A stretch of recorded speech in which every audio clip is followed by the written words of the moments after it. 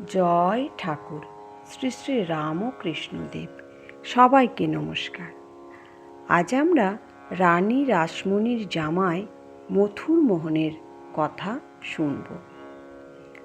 মথুরমোহনের তিরোধানের কিছু আগেই তিনি একটি ফোড়ার যন্ত্রণায় শয্যাগত যানবাজারে আছেন।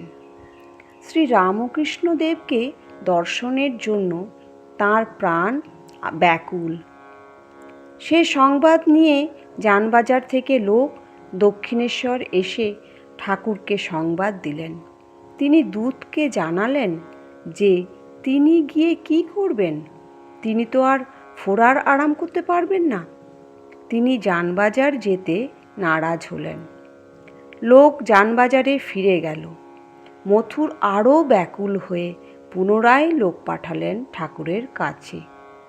মথুরের ব্যাকুলতায় ঠাকুর শেষ পর্যন্ত যানবাজারে হাজির হলেন।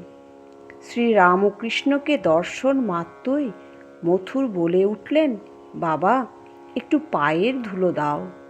শ্রী রামকৃষ্ণ জানালেন, পায়ের ধুলো নিয়ে কি হবে, তোমার ফোড়ার আরাম হবে কি?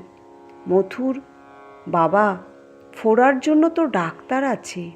আমি ভবসাগর পার হওয়ার জন্য তোমার পায়ের ধুলো চাইছি।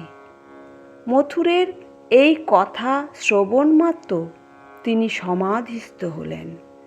মথুরমোহন তখন হামাগুড়ি দিয়ে তার নিকটে এসে তার চরণে মস্তক রেখে অশ্রুবর্ষণ করতে লাগলেন। জয় ঠাকুর শ্রী শ্রী রামকৃষ্ণদেব।